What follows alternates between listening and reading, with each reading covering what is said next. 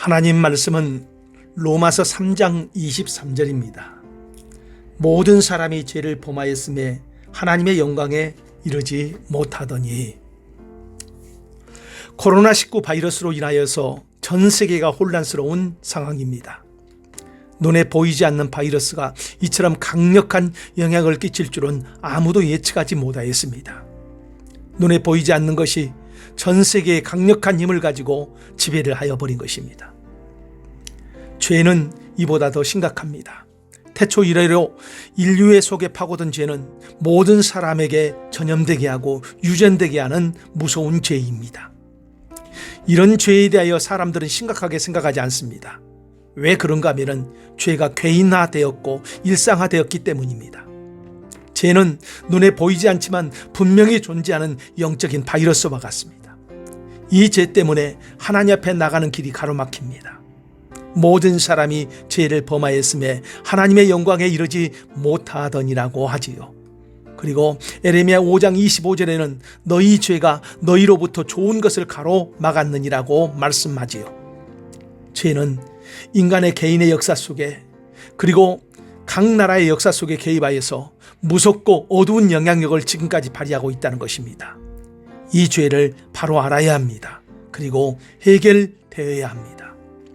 죄가 무엇이고 어떤 과정을 통해서 어떤 열매를 맺는지를 자세히 보여주는 것이 바로 성경입니다.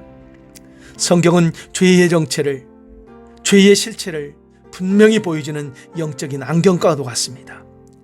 죄란 무엇입니까? 우리가 이해하기 쉬운 것이 바로 불법이라는 단어입니다.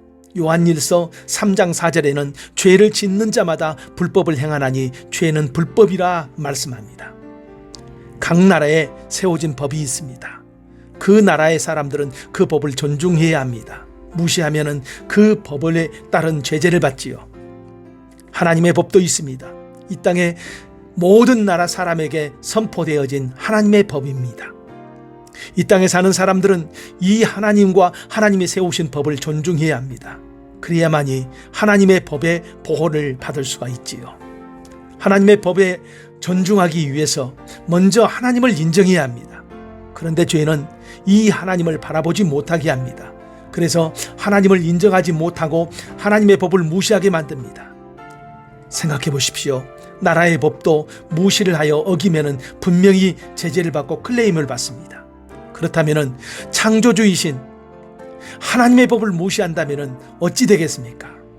히브리서 10장 31절에는 살아계신 하나님의 손에 빠져드는 것이 무서울진저 경고를 합니다. 그러면 이 죄의 실체를 안 우리가 해야 할 일은 무엇입니까? 나의 죄인됨을 고백해야 합니다. 그 죄 가운데 가장 심각한 죄가 무엇입니까? 그것은 다름이 아닌 나의 삶 속에서 하나님을 인정하지 않는 것입니다. 영원하신 하나님을 인정하지 않는 인생은 사망의 그늘 아래 살면서 죄의 열매를 맺으면서 저주 아래서 지금까지 신음을 하고 있습니다. 그래요. 이 죄의 문제를 해결하기 위해서 가장 먼저 하나님을 인정하고 나의 죄인됨을 하나님 앞에 고백하는 것입니다. 의사 앞에 나갈 때 필요한 것이 있습니다. 자기의 몸의 이상을 말해야 합니다. 그리고 그 의사의 요구대로 치료를 받아야 합니다.